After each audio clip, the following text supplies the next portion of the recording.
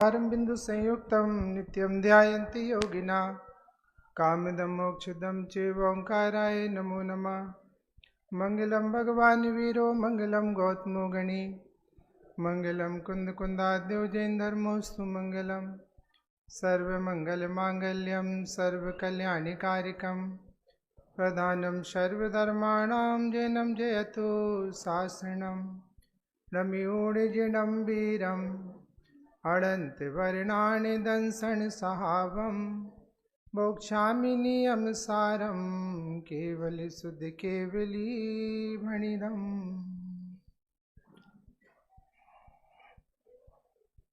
यद्यपि स्वाध्याय के अनुकूलता का तो यह समय नहीं है, आपको भूख भी लग रही होगी। फिर तो साहब भूख ही नहीं लग रही तो क्या सुनाऊं फिर।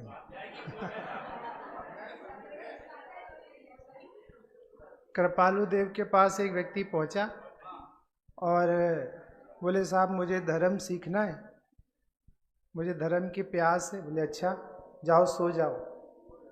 और रात में 2 बजे उसे उठाया और बोले प्यास लगी है। तो बोले पागल हो गए क्या, रात में तो मैं पानी नहीं पीता।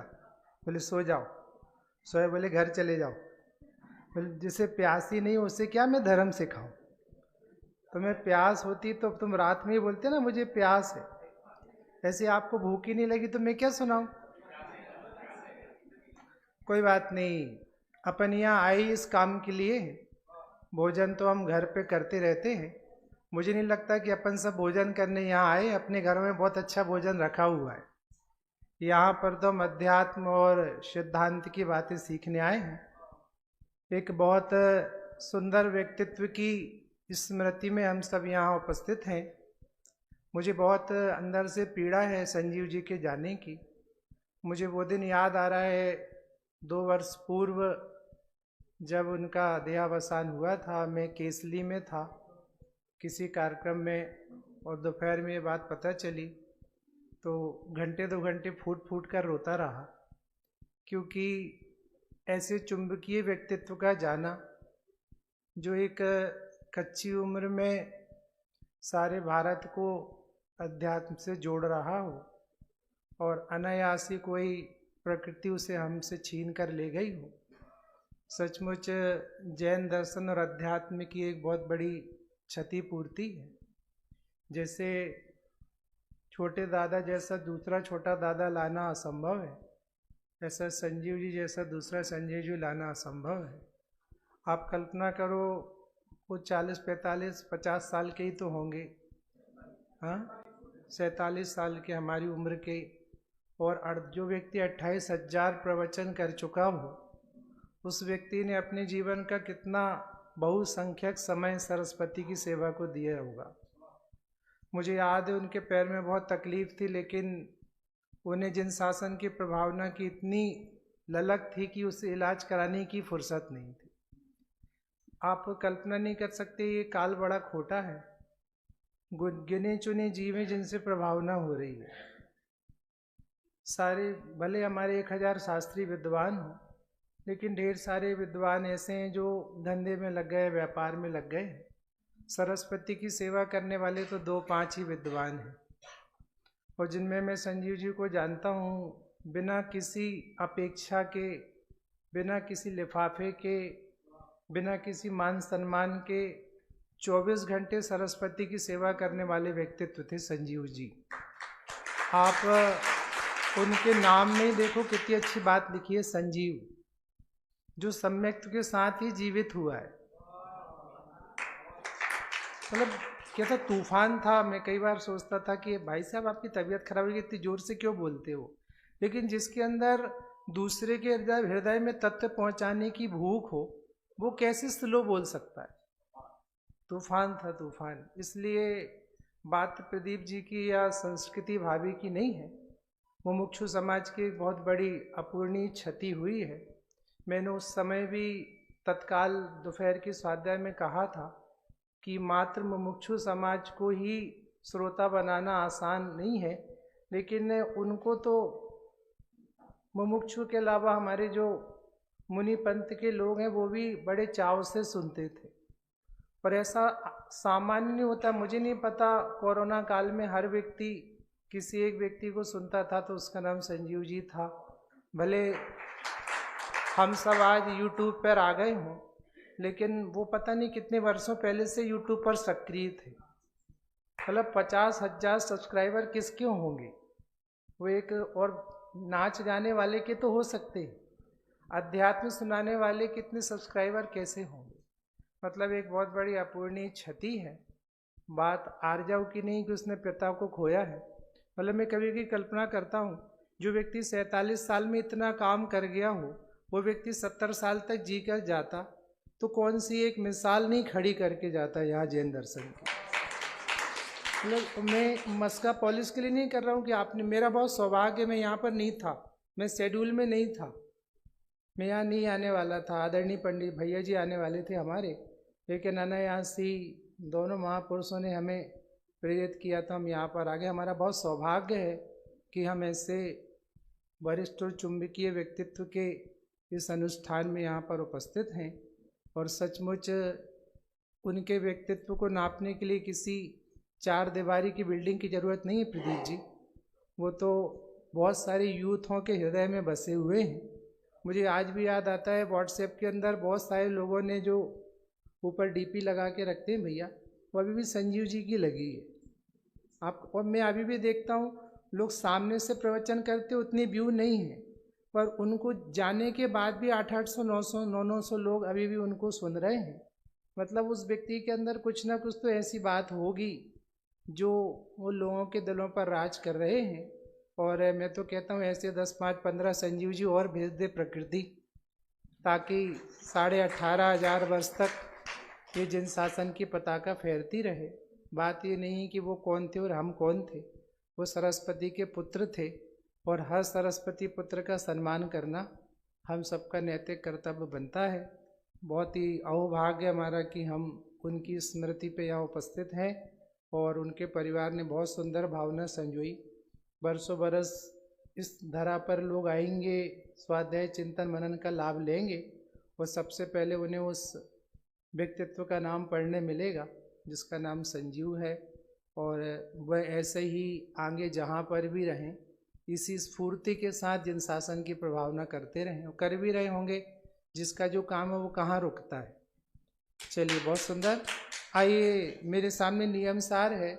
मैं बैठे बैठे सोच रहा था मैं क्या करूं, फिर मैंने कहा करना भी क्या है, कुछ नहीं करना ही तो करना है। मेरे सामने 47 नंबर ही गाथा है। ये सिद्ध क्षेत्र है, ऊपर भी सिद्ध है, नीचे भी सिद्ध है, अंदर भी सिद्ध है, बाएं भी सिद्ध है और दाएं भी सिद्ध है। तो सिद्ध वाली बात ही होनी चाहिए। आइए अपन 10, 5, 15 मिनट जो भी बचा हुआ होगा इस पर थोड़ा आनंद भोगते हैं। देखिए, जैन दर्शन का अर्थ आपको पता है क्या है? संबर किसे कहते हैं? संबर, आनंद। भैया आनंद नहीं भोग रहे तो धर्म नहीं है। अभी अभी मनीष जी कह रहे थे ना कि मुंह उतार के नहीं रहता सम्यक दृष्टि, मुंह उतार के तो मिथ्या दृष्टि रहता है। सम्यक दृष्टि मतलब जिसके अंदर में प्रसन्नता है। पूजनीय पंडित साहब चले गए, वो कहते थे प्रसन्नता सौंदर्य प्रसाधन है, प्रसन्नता ही प्रभावना है, प्रसन्नता ही आराधना है। यदि आपका मुंह उतरा है तो आप मुमुक्षु नहीं हो।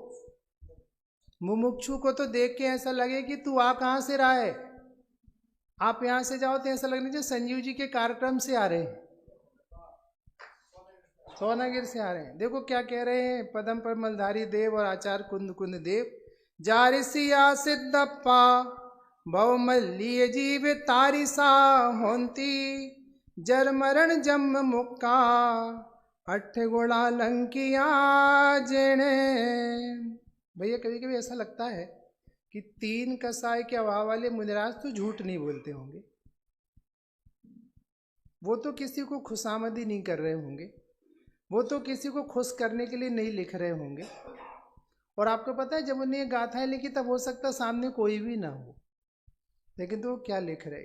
जैसे सिद्ध आत्मा है वैसे भवलीन संसारी जीव है। कौन? गुरुदेव श्री ने इसके प्रवचन मालूम क्या बोला? कोई कसाई होवे ना, कसाई जो रोज जीवों की हत्या करता हो, वो भी सिद्ध के जैसा है। और तुम्हें नहीं दिखता है तो तुम्हारा दिमाग खराब है,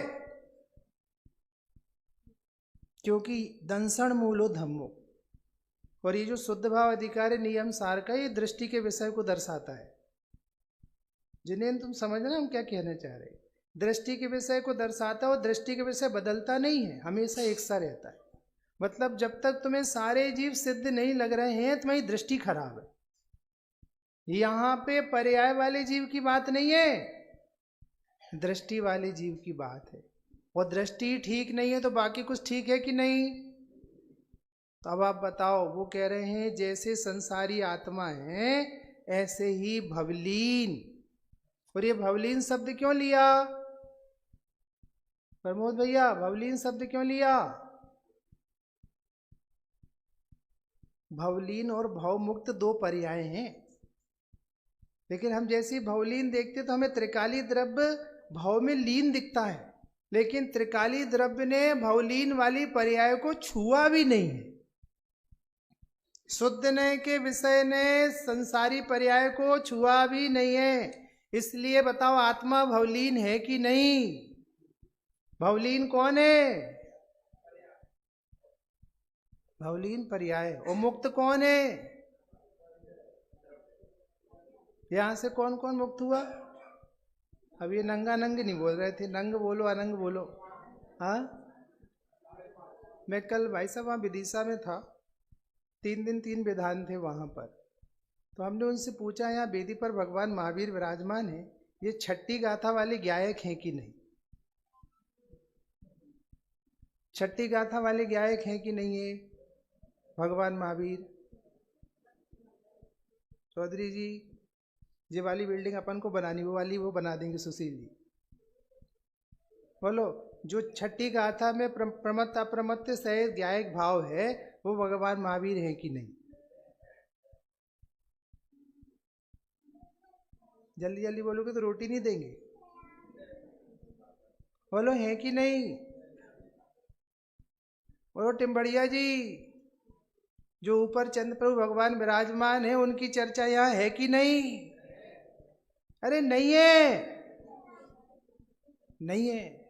जहां झुकने झुकाने की बात है वहां शुद्ध न्याय का विषय नहीं है। वो तो अभी हो दिया, पमत्व में चला गया ना भगवान महावीर का पद। वो तो नबी हो दिया, पमत्व में चला गया ना। वो गायक भाव थोड़ी मोक्ष गया है। दूल्हे राजा को समझ में आ रहा कि नहीं? रवि भैया, समझ में आ रहा? अब तुम्हें भगवान को देख के दीनता आती है कि प्रभुता आती है? अब जिन्हें बड़ा मजा, अभी तुम ऊपर वंदना करके आए, तुम करके आए, तुमने की थी वंदना। चंद्र प्रभु के आगे कौन झुका था? चंद्र प्रभु के आगे कौन झुका था?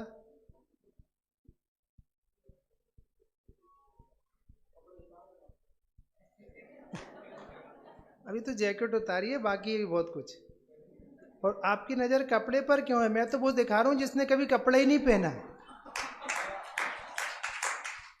मैं सच्ची बोलूं, पूरी दुनिया की पीड़ा है, तुम्हें अनंतानुबंधी कसाय दूर करना आता ही नहीं।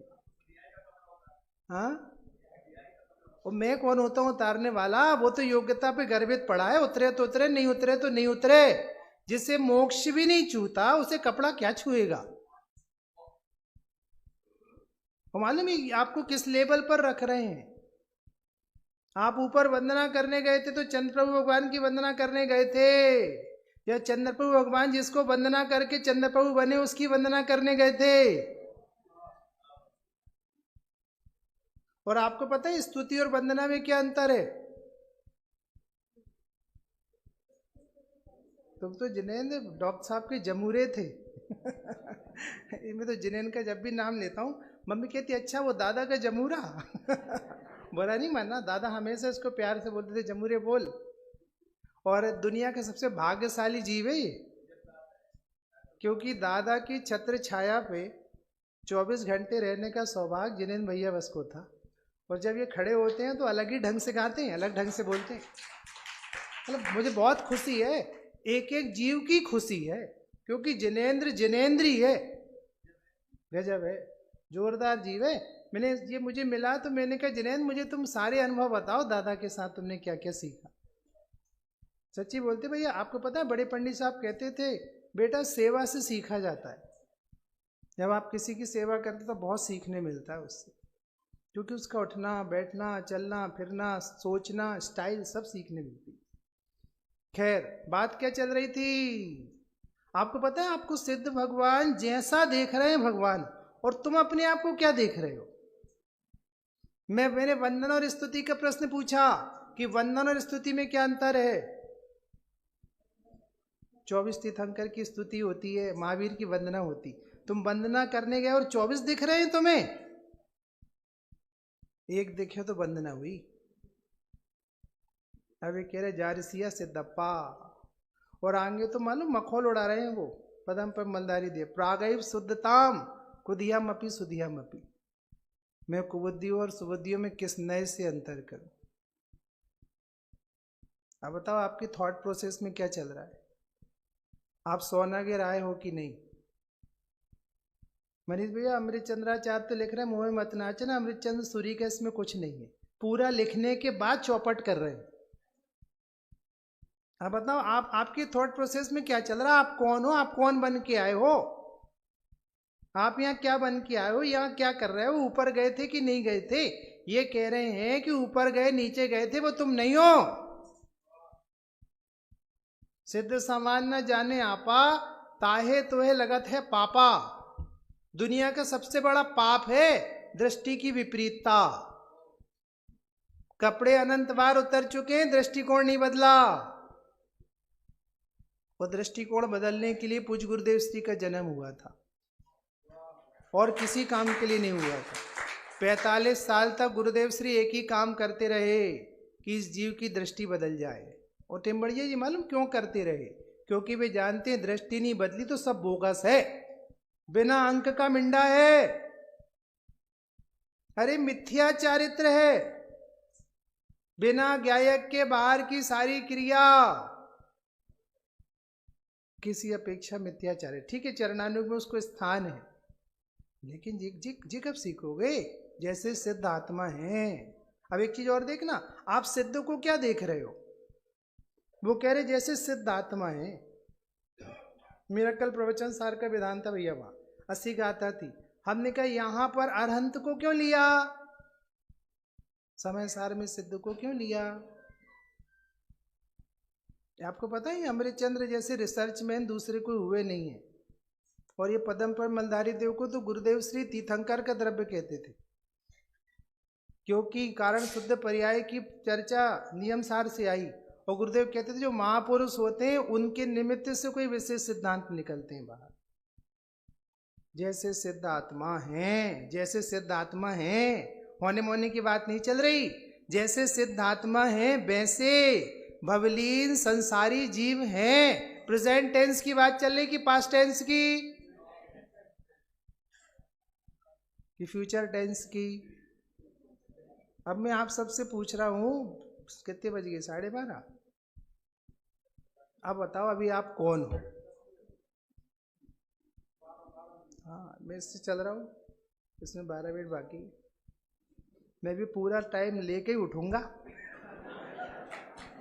मनीष भैया कल 8 घंटे तपस्या करके आए हूँ विदिशा से, आपके ससुराल से, और मैं जिस काम के लिए आऊँ वही मैं नहीं कर पाया तो क्यों आया इतनी दूर। और मुझे कुछ नहीं करना है, मुझे आपका गौरव जगाना है बस। इस जीव ने दुनिया की कीमत करी, अपनी कीमत बस नहीं करी। और यहां आकर भी चंद्र प्रभु अनंग अनंग की कीमत करके चले गए तो तुम्हें धूर्त अविसारिका मिली। 79 गाथा में अमृत चंद्राचार्य ने किसी को धूर्त अविसारिका कहा है, किसे कहा है। शास्त्री हो ना संकेत, तुम तो शास्त्री हो, और मैं जानता नहीं हूँ। मनीष भैया आप जानते हो, ये आपके जो साथी हैं आकाश वाकाश में तो जानता नहीं। बोलो क्या नाम है, गायक महोदय। बोलो बताओ क्या लिखा 79 गाथा में, किसे लिखा धूर्त अविसारिका। स्वभाव को लिखा, स्वभाव को अमृत चंद्राचार्य ने 79 गाथे में धूर्त अविसारिका लिखा। और धूर्त अविसारिका का अर्थ होता है चालाक बेस्या। और तुम यहाँ आए और चंद्र प्रभु और नंगानंग पर खुश होकर चले गए, ठगा गए। वो कितने मंदिर हैं? 108 मंदिर कह रहे थे कि तेरा मंदिर तेरे अंदर है, और तुझे अपना मंदिर नहीं दिखा तो सारा ठगा के चले गए तुम, बाजी हार गए। और तुम पता है इस मुगालते मत रहे ना कि पुण्य तो बंधा, अरे 20 कोड़ा कोड़ी 30 कोड़ा कोड़ी सागर का पुण्य बनता है और 2000 सागर से ज्यादा की त्रस पर्याय नहीं है, सब डाइवर्ट होने वाला है। मुमुक्षु पुण्य बांधने नहीं जन्मा, मुमुक्षु पुण्य काटने जन्मा है। तुम्हें पता ही नहीं तुम यहाँ किस लिए आए हो, मालूम ही नहीं भगवान किस लिए विराजमान है। जैन दर्शन के भगवान तुम्हें झुकाना नहीं चाहते। बड़े पंडित साहब थे भैया, कई बार पैर छुओ तो ऐसे आगे पैर कर लेते थे। बोले झुकाने की भावना नहीं है, झुकना नहीं आता इसलिए आगे कर लिए। और बोले छूने है तो चरण छुओ, चरण चरण नहीं आचरण को छुओ। और आचरण को छूना मतलब जितनी कसाय का अभाव ज्ञानी गुरुओं का उतनी कसाय का अभाव करो, तब तुमने ज्ञानियों के चरण छुए, नहीं तो काहे के चरण छुए। बोलो राजेंद्र जी, कौन हो तुम? What is your identity? Timbadia ji, who are you? फालतू की बातें नहीं करना दोपहर में। ये कह रहे संसारी, संसारी मंसारी कोई है ही नहीं।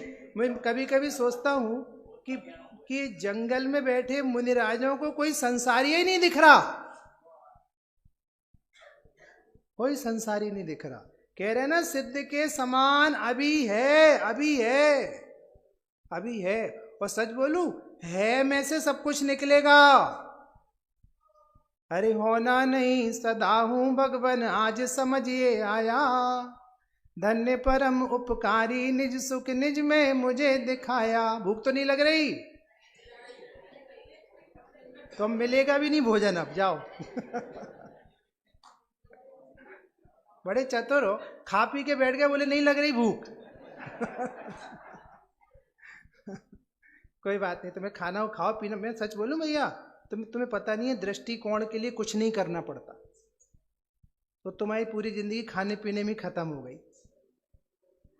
कितने लोग मिलते हैं, अभी मैं जिनके घर रोका था डॉक्टर हेमेंद्र के यहाँ, वो बोले पंडित जी हम आगे नहीं बढ़ रहे। मैंने, तुम क्या समझती आगे बढ़ने का क्या अर्थ है? 83 लाख पूर्व तक अपने दृष्टि में गाय को बैठा के रखना आगे बढ़ना है। तुम क्या समझते साधना किसे कहते हैं? गायक के आश्रय से 24 घंटे निद्रा करना आगे बढ़ना है। तुम तो बाहर की पिक्चर को आगे बढ़ना कहते हो कि हम 2 टाइम में से 1 टाइम खाने लगे। अरे ये तो जड़ की क्रिया, इसमें क्या रखा है? अभी दादा निहाल भाई जी की मेरी स्वाध्याय चलती है तो फिर मैं दृष्टि प्रकाश परसों बोल निकला था। अरे जो ध्रुव को स्वीकार करता है वो पर्याय सत्य को स्वीकार करता है। पर्याय सत्य में 2 बार का भोजन है तो 2 बार का होगा, 1 बार का नहीं होगा। और तुमने बदला बदली की कोशिश करी तो तुम मिथ्या दृष्टि हो। आगे बढ़ना क्या कहलाता? तुम्हें पता ही नहीं आगे बढ़ना। असमान जाति पर्याय में फेरफार का नाम आगे बढ़ना नहीं है। दृष्टिकोण में छायकपना आने का नाम आगे बढ़ना है। दुनिया यहाँ की वहां हिल जाए लेकिन मेरा दृष्टिकोण नहीं बदले, इसको कहते हैं आगे बढ़ना। और जरा सा पता है, जरा से तुम्हारे धर्म के अनुकूल जीवन नहीं हो ना तो रोने लगते हो। और धन्य ज्ञानी जो 96 रानियां लाने के बाद भी गायक पे शंका नहीं कर रहे,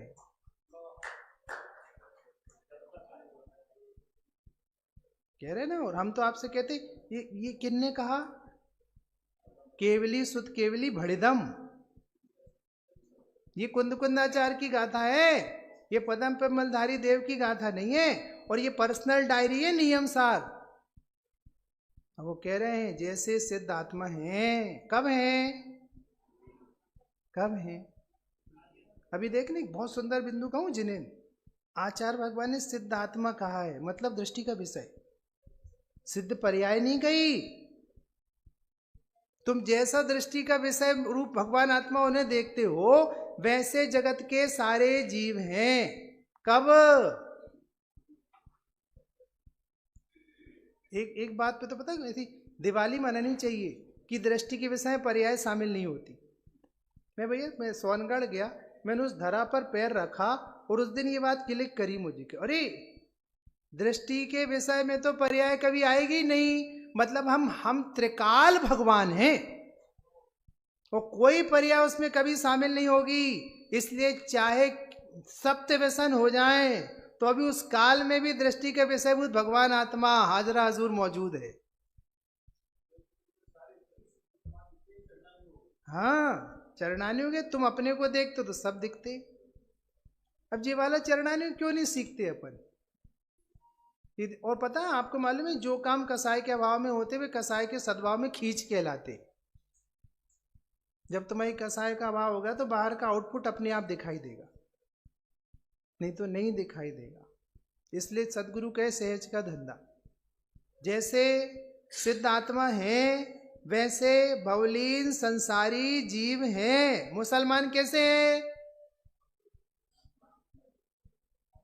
अरे कोई मुसलमान ही कहाँ है? कहाँ है मुसलमान? सर्व जीव हैं सिद्ध सम जे समझे ते था। भैया ऊपर आप गए, ऊपर गए तो पारसनाथ ज़्यादा मिले, नेमिनाथ ज़्यादा मिले, चंद्र प्रभु ज़्यादा मिले, थोड़ा इनका मार्केट ज़्यादा है। वैसे आजकल कौन का मार्केट ज़्यादा है? अरे तो राजस्थान में तो मुनि सुब्रत का ज़्यादा है। अरे सारे भगवान क्या कह रहे हैं? देख तेरे अंदर में बैठा तीन लोक का नाथ, भूला तू क्यों बनाना। ज्ञान द्वार से सदा निरख ले तू ही तेरा नाथ, भूला तू क्यों बनाना। भैया कभी कभी लगता है तुम द्रव्य चढ़ाने में लगे, बेकहरे द्रव्य देख ले। तुम जब तक द्रव्य चढ़ा रहे तब तक कह रहे द्रव्य देख ले। और आपको भरोसा नहीं हो तो मुझे बताओ, जितने भगवान है ऊपर सब कहाँ देख रहे हैं? तो तुम्हें देख के समझ में नहीं आ रहा? वो छोटा सा बच्चा आता है, जब वो आर्जव छोटा था तो आपको देख देख के मंदिर में काम नहीं करता था। प्रदीप जी आपकी बिटिया छोटी थी तो आप मंदिर में जो करते थे वो भी यही करती थी ना। तो आपके इतने बड़े हो गए हो कि भगवान कुछ और कर रहे हो और तुम कुछ और कर रहे हो।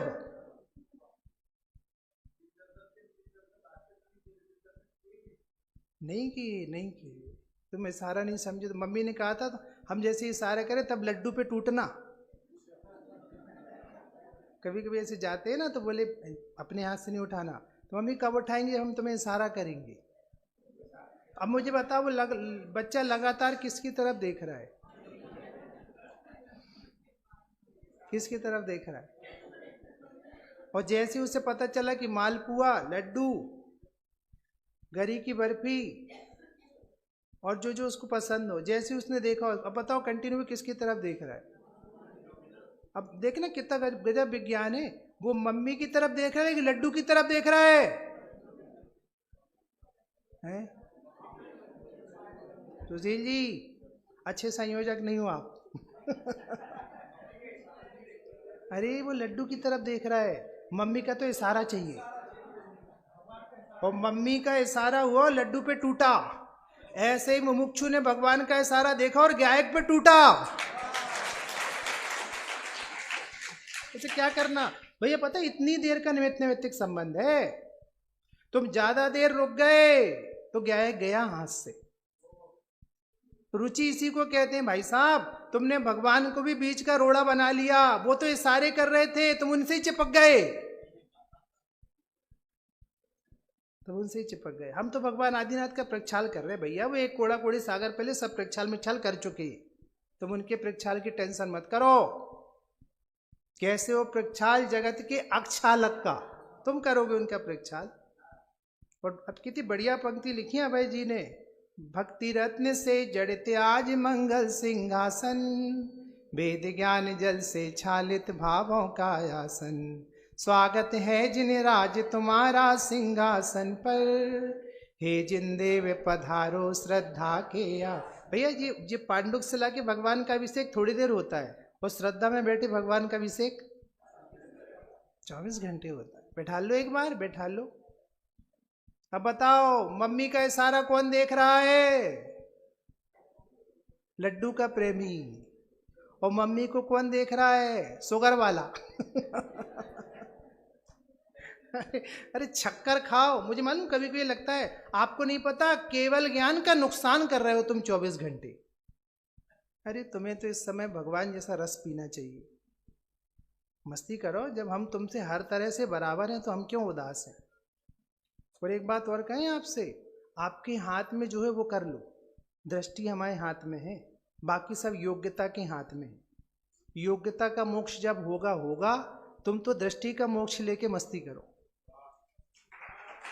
और वो हमारे हाथ में भी तो नहीं है, योग्यता हमारे हाथ में भी तो नहीं है। चाहे के भी 84 लाख पूर्व के पहले मोक्ष नहीं हुआ। और मनीष भाई पता, तत्व ज्ञान का तो यही फायदा है कि फेर फार की बुद्धि मिट जाए। सुनील भैया छायक सम्यक दृष्टि होते हुए 96 रानियों से शादी कर रहे हैं। ये संभव है? संभव है क्या? समझदार आदमी शादी करे। अभी मुकेश भैया हमसे कह रहे थे, मैं बच्चे की शादी है, तुम फेरे कराने आ जाओ। आज ही कह रहे थे कार्ड देके। सो मैं सोचता रहा, मैंने कहा सफेद कपड़े वाला फेरे कराने जाएगा तो बाद में भारत में फिर पाएगा कि नहीं।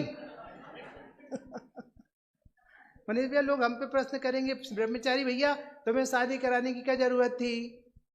समझ में आ रहा? बोला हाँ इतना सोच रहे हैं, तो जो छायक सम्यक दृष्टि वो 96 रानियां लाने के पहले नहीं सोच रहा था।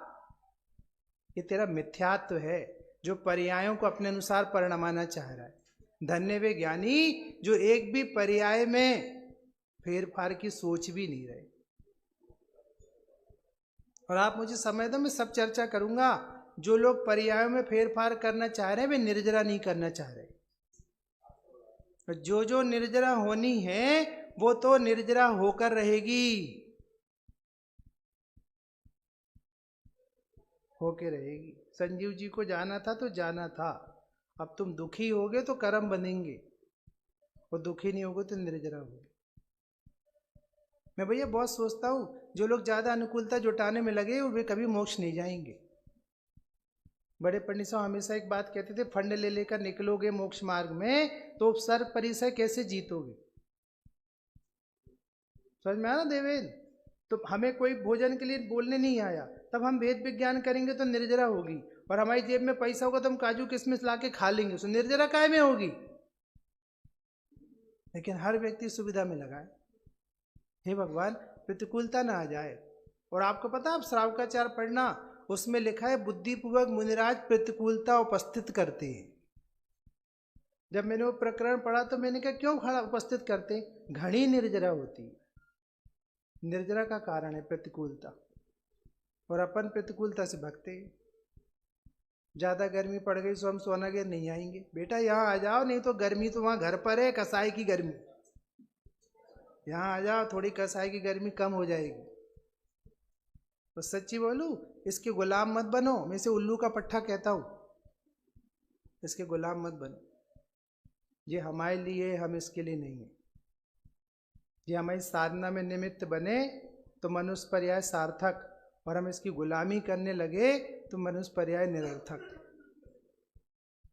हमारे लिए है ये, हम इसके लिए नहीं है। लग जाने तो थोड़ी गर्मी, निकल जाने तो थोड़ा सा पसीना। यही तुम बुद्धिपूर्वक पसीना नहीं निकालोगे तो तुम्हारे पसीने की कमाई अस्पताल में निकलेगी। ये सच्ची कह रहा हूं। ज्यादा सुकुमारता भारी पड़ने वाली है। समझ में आया भैया? टाइम थई गयो मुकेश भैया, पूरी कर दे। हाँ समझ में आया भैया? इसलिए श्री गुरु क्या कह रहे हैं, जैसे सिद्धात्मा, जैसे सिद्धात्मा वर्तमान में है ऐसे ही भवलीन संसारी आत्मा भी है। दोनों की आत्मा में अंतर नहीं है। अंतर देखे तो संसार। अब बताओ चंद्र प्रभु और हम में क्या अंतर है? और जब तक आपको अंतर दिख रहा है तब तक पर्याय दृष्टि है। यदि दीनता आ रही है तो पर्याय दृष्टि है। यदि वे प्रभु लग रहे हैं तो पर्याय दृष्टि है। और ना वे प्रभु लग रहे हैं ना हम दीन लग रहे हैं तो द्रव्य दृष्टि है। इसलिए द्रव्य दृष्टि तेज सम्यक दृष्टि और पर्याय दृष्टि तेज मिथ्या दृष्टि। भैया मैं सच बोलूं, टोडामल जी साहब ने एक बहुत अच्छी बात लिखी है कि पहले पहले द्रव्यानु का अभ्यास करो। यदि आप द्रव्यानु का अभ्यास नहीं करोगे तो दर्शन से भी दर्शन मोहिनी बनेगा। दर्शन से भी दर्शन मोहिनी बनेगा। और आप यदि तत्वाभ्यास करोगे, द्रव्यानुयोग का अभ्यास करोगे, तो आपको दर्शन में दर्शन मोहिनी नहीं बंधेगा, बल्कि हर एक दर्शन में दर्शन मोहिनी कटेगा। अब तुम समझ लो, तुम दर्शन मोहिनी काटने पैदा हुए हो कि दर्शन मोहिनी बांधने पैदा हुए हो। ये जिम्मेदारी आपके ऊपर है। हम सब अपने को ऐसा सिद्ध देखें। ऐसी मंगल भावना से की बात को विराम। ओम नमः सिद्धेश्वर।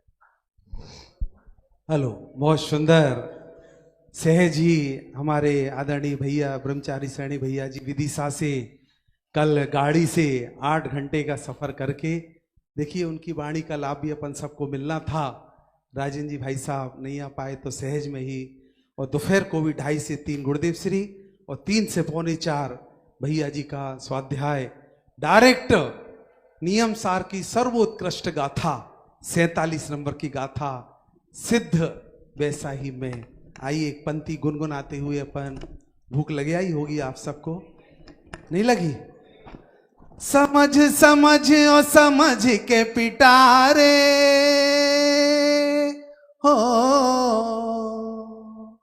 समझ समझ और समझ के पिटारे, जग में जीवन थोड़ा रे, क्यों विषयों में दौड़ रहा संतों ने अमृत घोला रे। दौल समझ सुन चेत सयाने, काल वृथा मत खोवे रे।